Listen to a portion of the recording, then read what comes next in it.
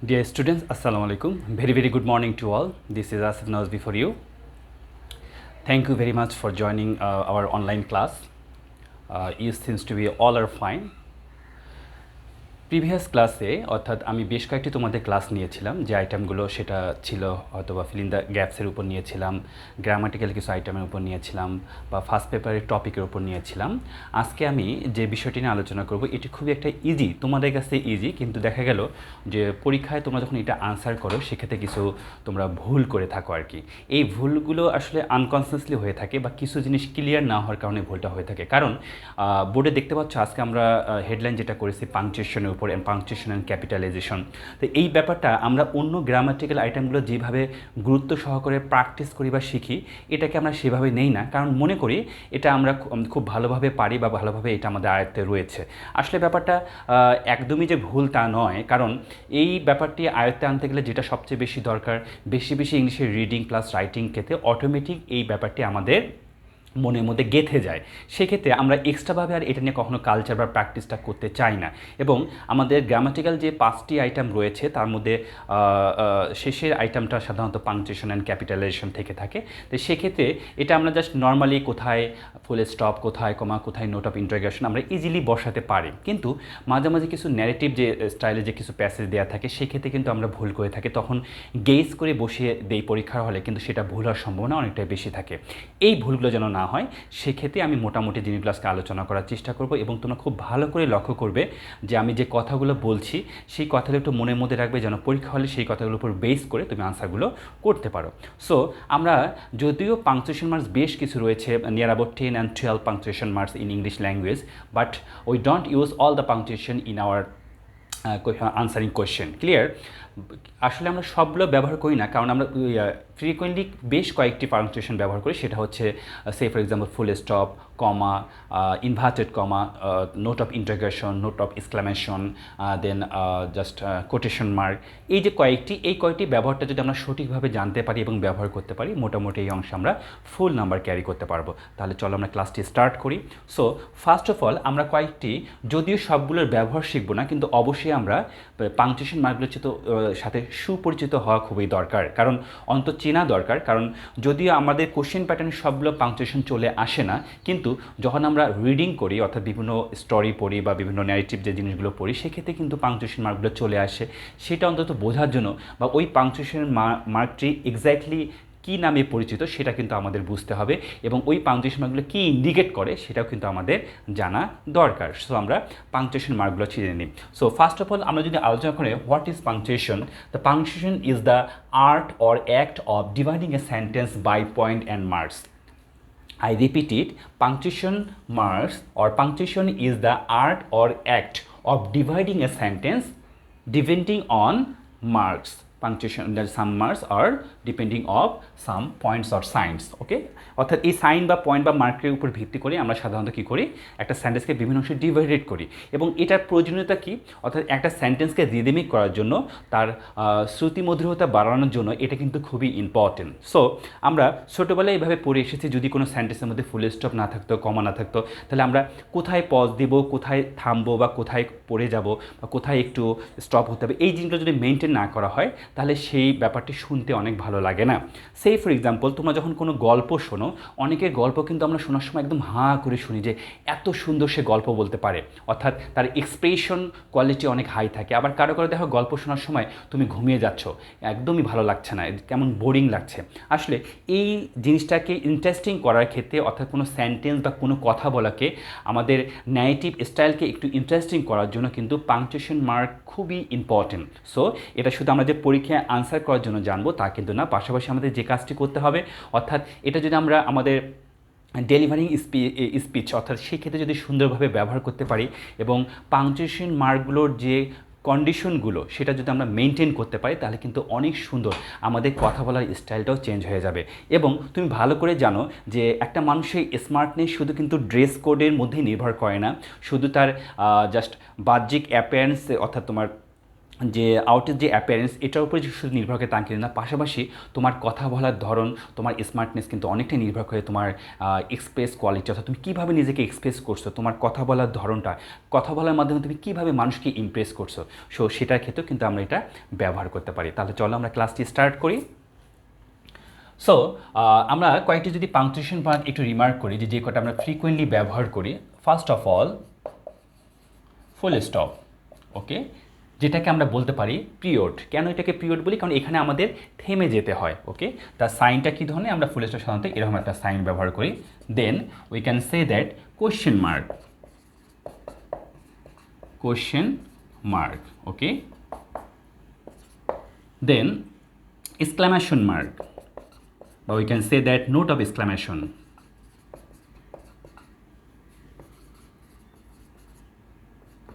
ওকে, এই তিনটিকে একত্রে আমরা বলতে পারি এন্ড পাংচুয়েশন বা এন্ডেড পাংচুয়েশন, কারণ এই তিনটা দ্বারা যে কোনো সেন্টেন্সের স্বভাবতই পরিসমাপ্তি বোঝানো হয়। সো এটাকে আমরা যে এন্ড পাংচুয়েশন বলতে পারি, ওকে।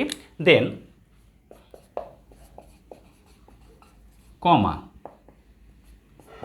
এটা খুবই ব্যবহার রয়েছে, আমরা জানি, এটা আমাদের খুবই ভালো করে জানতে হবে। Comma. Number 5 hyphen, okay, we use hyphen sometimes, but these are not so much important such as full stop, question mark or comma, okay. Then rest of the punctuation are number 6, we can say dash, okay, semicolon, okay, this type of semicolon, then colon, okay. We use colon in dialogue writing, you know that. Then number 9, apostrophe, okay. For possessive case we use apostrophe, and we also use inverted comma. We know that there are two types of inverted comma, single and double, okay. So these are the punctuations we use frequently in our English language or our English sentence, but we don't need to learn all the punctuation, because we just learn several punctuation which is very important in our English language, such as full stop, question mark, exclamation, okay, comma, then apostrophe and inverted comma. So this 1, 2, 3, 4, 5, 6 items are so much important in your English language and your question pattern of punctuation and capitalization. Clear? So এখন আমরা চলে যাব এই জিনিসগুলো যে important যে ব্যবহারগুলো, সেই ব্যবহারগুলো আমরা ক্লিয়ার করব।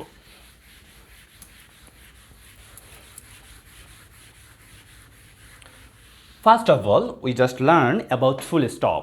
সো একটু আগে আমরা আলোচনা করলাম ফুল স্টপের ব্যাপারটি, যে ফুল স্টপ এটাকে আমরা আরেকটি নামে অভিহিত করতে পারি, যেটাকে আমরা কি বলি? পিরিয়ড, কারণ এখানে একটা থামার প্রয়োজন চলে আসে। সো এটার সাইনটা আমরা যেটা ব্যবহার করি জাস্ট ফুল স্টপ, ওকে। এখন নর্মালি যে আমরা সেন্টেন্সে ফুল স্টপ ব্যবহার করি, কোন কোন সেন্টেন্স? আমরা 3 ধরনের সেন্টেন্সের স্বভাবতই ফুল স্টপ ব্যবহার করি, সেটা statement, command and just we can also say that prayers. So statement, assertive sentence, command may be imperative sentence, and prayers may be optative sentence. তাহলে আমরা সর্বদাই বলতে পারি we use full stop after the end of a sentence such as statement, prayer and request or advice. Clear? So now we just try to clarify these items by giving some examples. So if you say that statement number 1, we can say I am a student. So I am a student. This is a statement. Don't run in the sun. Okay. This one kinds of command. It may be advice. Okay. Then we can say, may Allah help you. Okay, may Allah help you. We can say may Allah bless you. So this type of sentence in the end position we just use full stop to complete just clarify and to express the completeness of the sentence. I am a student, don't run in the sun, may Allah help you. এই ধরনের আমরা সেন্টেন্সের ক্ষেত্রে শেষে সাধারণতই full stop. এটা একদম সাধারণ ব্যবহার, আমরা এটা সবাই জানি এবং এতে আমাদের কোনো সাধারণত ভুল হয় না বললেই চলে। ওকে, আচ্ছা, এখন যে ভেরিয়েশনগুলো চলে আসে, প্রথমে আমি যে ব্যাপারটির কথা তোমাদেরকে ইন্ট্রোডিউস করবো সেটা হচ্ছে যে আমরা যখন কোনো অ্যাব্রিভিয়েশন ব্যবহার করি, আমরা যখন কোনো অ্যাব্রিভিয়েশন ব্যবহার করি, একটা এক্সাম্পলের মাধ্যমে আমরা ক্লিয়ার করি। Say for example, N Alam is an MA.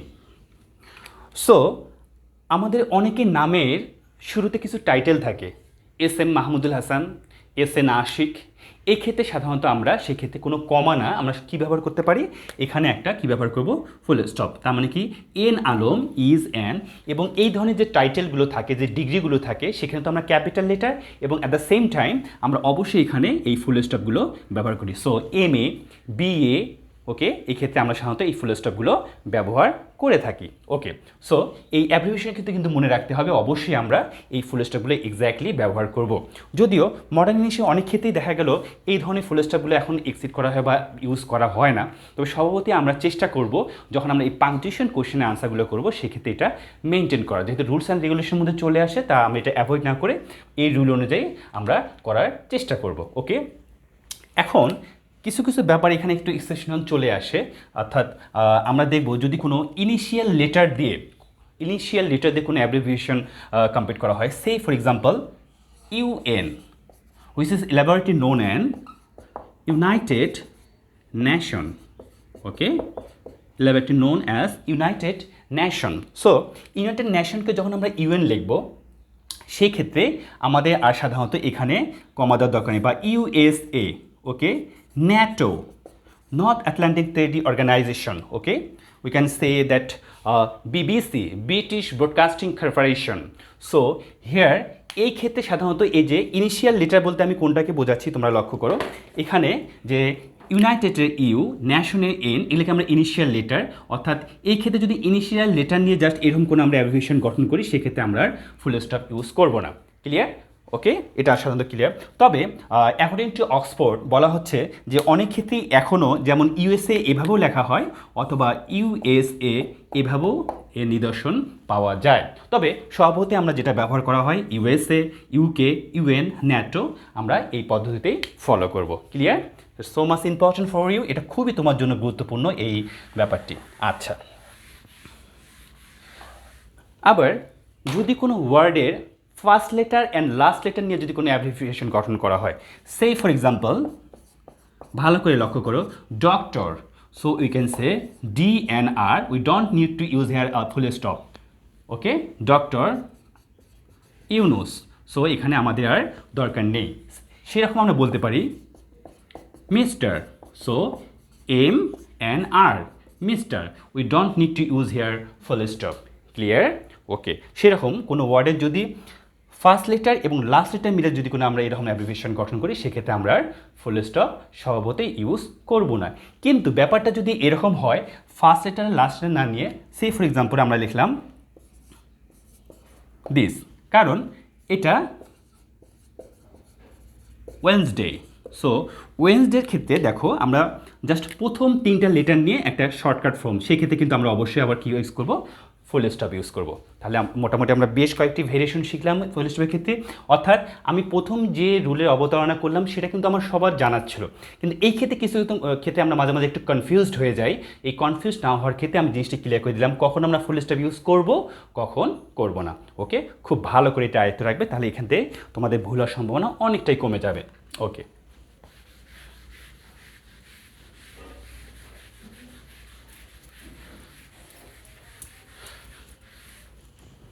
now we are going to learn about proper placement with parenthesis and quotation mark। অর্থাৎ ফুল স্টপ যখন আমরা ইউজ করবো সেক্ষেত্রে যদি প্যারেন্থেসিস অর্থাৎ প্রথম বন্ধনী থাকে বা কোটেশন মানে আমরা যদি বলি উদ্ধরণ চিহ্ন থাকে, সেক্ষেত্রে আমরা কিভাবে ফুল স্টপটা ব্যবহার করতে পারি একটু ক্লিয়ার হওয়া দরকার। সো আমরা প্যারেন্থেসিস বলতে যেটা প্রথম বন্ধনীর কথা বলি, আমরা এই অংশটা একটু এক্সাম্পল দিয়ে ক্লিয়ার হওয়ার চেষ্টা করবো। Say for example,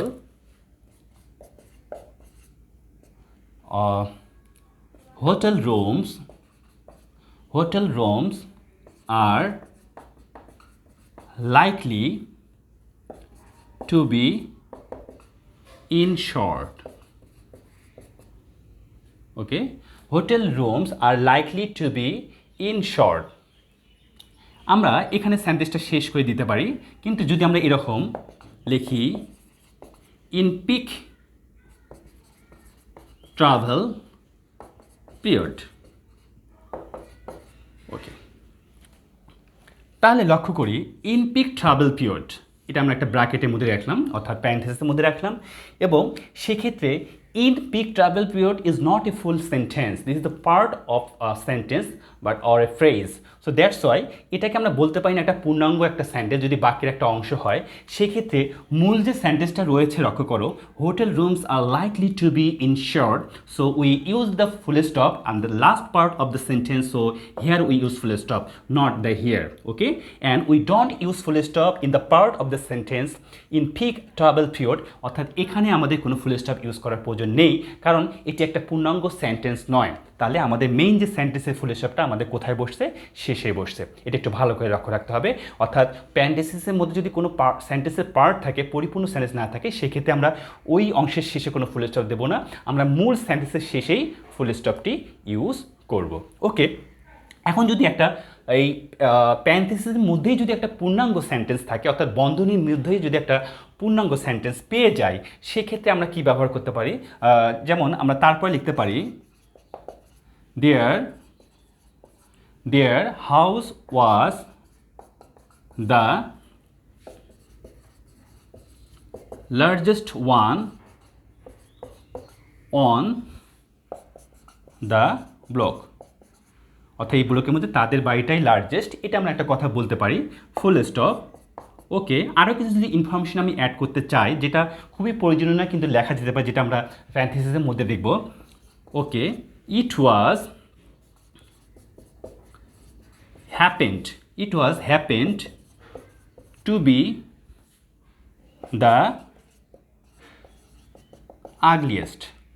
Okay, this is in inverted comma. So এখানে আমরা ফুল স্টপ ব্যবহার করেছি এবং দেখতে পাচ্ছি যে প্যারেনথেসিসের ভিতরে it was happened to be the ugliest. So this is also a full sentence. That's why we also use here the full stop. Okay, we also use here the full stop. Clear? So আমরা এই ধরনের parenthesis ব্যবহার করি, যদি এটা আমাদের খুব সচরাচর আমাদের যে পাংচুয়েশন কোশ্চেনের মধ্যে থাকে না, তবে জানার সুবিধা তো অবশ্যই আমাদের জানতে হবে। যদি আমরা প্যারেনথেসিসের মধ্যে যদি পূর্ণাঙ্গ সেন্টেন্স না থাকে, সেক্ষেত্রে আমরা মেইন সেন্টেন্সে ফুল স্টপ ইউজ করবো, যদি পূর্ণাঙ্গ সেন্টেন্স সেক্ষেত্রে ফুল স্টপ ইউজ করতে হবে, এবং যে মেইন সেন্টেন্স তারপরেও আমরা ফুল স্টপ সাধারণত ইউজ করব। ক্লিয়ার?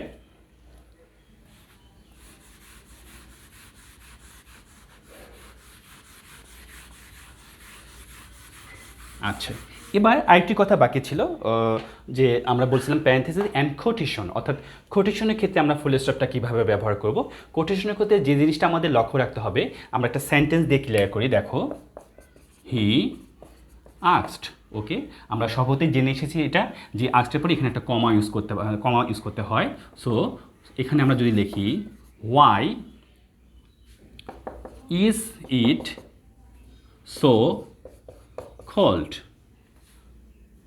in Mars, মঙ্গল গ্রহের কথা আমরা বললাম। Okay, note of interrogation.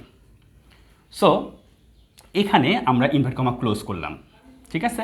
তারপরে আমাদের কিন্তু আর এখানে কোনো ফুল স্টপ ইউজ করার দরকার নেই।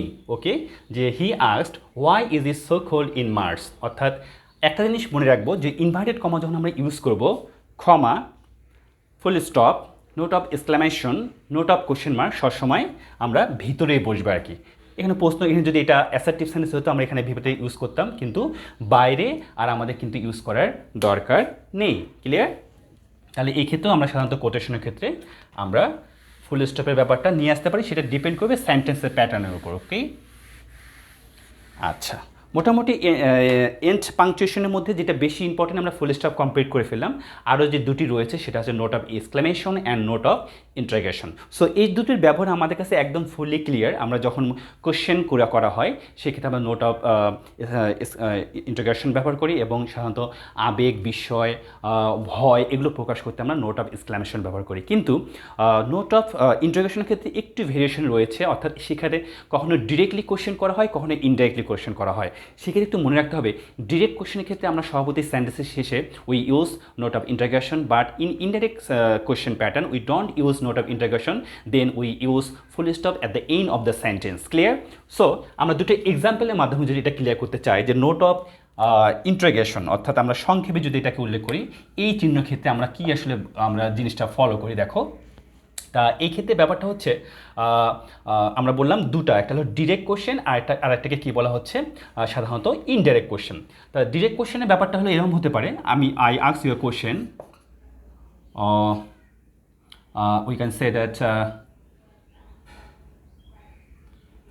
আমরা যদি দুটোর সাথে মিল রেখে করতে যাই সেটা হতে পারে what is he doing. Okay, this is direct question. Okay, what is he doing? No problem.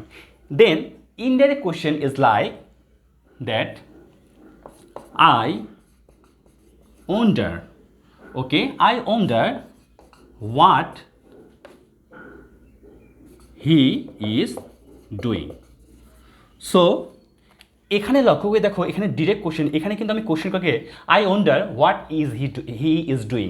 So এখানে কিন্তু টোটালি ডিরেক্টলি কোশ্চেন প্যাটার্নটা আসছে না। সেক্ষেত্রে যদিও হোয়াট হি ইজ ডুইং, এখানে যদি আমি নোট অফ ইন্টারোগেশন দিয়ে দিই তাহলে কিন্তু সেন্টেন্সটা পুরো ভুল হয়ে যাবে। সেক্ষেত্রে অবশ্যই আমাদেরকে ইউজ করতে হবে ফুল স্টপ। এই ব্যাপারটা একটু খুব ভালো করে লক্ষ্য রাখতে হবে যে ডাব্লিউএস কোশ্চেন পেলেই যে আমরা সেখানে সেন্টেন্সের শেষে আমরা কি ইউজ করবো নোট অফ ইন্টারোগেশন, তা কিন্তু নয়। রিলেটিভ প্রোনাউনের ক্ষেত্রে কিন্তু আমাদের ডাব্লিউএস কোশ্চেন থাকতে পারে, সেক্ষেত্রেও যে আমরা শেষে নোট অফ ইন্টারোগেশন তা কিন্তু নয়। একটু ভালো করে তোমাদের লক্ষ্য রাখতে হবে। বাকি সাধারণত এই ব্যাপারটি ইউজ করতে তোমাদের কোনো প্রবলেম হয় না। ওকে, অ্যাট দ্য সেম টাইম দেখো নোট অফ এক্সক্লামেশন বা এক্সক্লামেশন মার্ক, সেক্ষেত্রেও কোনো সাধারণত ভেরিয়েশন নাই। এটা তোমরা সুন্দরভাবে ব্যবহার করতে পারো। এটা সেন্টেন্সের শেষে ব্যবহার হয়, আবার কোনো এক্সপ্রেশন থাকলে তারপরেও ব্যবহার হয়। আমি একটি সেন্টেন্স দিয়ে তোমাদের একটু ক্লিয়ার করতে চাই যে আমরা এই যে চিহ্নটা ব্যবহার করি। Say for example, this is this pizza is hot. So এখানে দেখা গেল আমি আমার এক্সপ্রেশন প্রকাশ করতে আমি এখানেও একটা note of exclamation, ouch, just তুমি কোনো একটা হট পিৎজাকে টাচ করেছো, করার সাথে তুমি বলে একটা এক্সপ্রেশন দিলে আউচ, সেক্ষেত্রে আমরা একটা নোট অফ এক্সক্লেমেশন ইউজ করবো। And this pizza is hot, this pizza is hot, ওই also here a note of exclamation. So এটা তুমি বুঝতে পারবে সেন্টেন্সে আসলে এটা। তবে স্বভাবতই বলা হয়ে থাকে যে এটা বেশি ইউজ করার দরকার নেই। ওকে, যেমন আমি কিন্তু এখানে ইচ্ছা করলেই ফুল স্টপ দিয়ে সেন্টেন্সটা কিন্তু এন্ড করে দিতে পারি। ওকে, আবার তুমি যদি এক্সপ্রেশনটাকে প্রকাশ করতে চাও যে আসলে খুবই গরম ছিল, মনে করো তোমার কথার মাধ্যমে, এই লেখার মাধ্যমে গরমটা প্রকাশ পাবে, তুমি দিতেই পারো। Okay, okay, thank you very much. Just জিনিসগুলো অনেক ইন্টারেস্টিং। ওকে, এবং এগুলোকে তোমাদেরকে একটু ইন্টারেস্টিংভাবেই শিখতে হবে। আর শেখাটা শুধু তোমার জাস্ট বইয়ের পড়ার মধ্যেই সীমাবদ্ধ না রেখে যদি তুমি একটু তোমার ডেলি লাইফে ইউজ করতে পারো, বা তুমি যখন কথাগুলো বলছো এক্সপ্রেশনগুলো ক্ষেত্রে ইউজ করো, তখনই দেখবে এই জিনিসটা তোমার অনেক আরও বেশি ইন্টারেস্টিং হয়ে যাবে, এবং এই ব্যাপারটাকে তুমি নিজেই করতে পারো। ওকে, তাহলে মোটামুটি আমরা এন্ড পাংচুয়েশনগুলো কমপ্লিট করে ফেললাম। এবার আমরা যে ইম্পর্টেন্ট পাংচুয়েশনটা শিখবো সেটা হচ্ছে আমরা বলতে পারি অ্যাবাউট কমা। ওকে, এই কমার ব্যাপারটা যদি আমরা ক্লিয়ার করতে চাই তাহলে বেশ কিছু রুল আমাদের চলে আসবে, এটা আমাদের স্টেপ বাই স্টেপ জানতে হবে। আচ্ছা,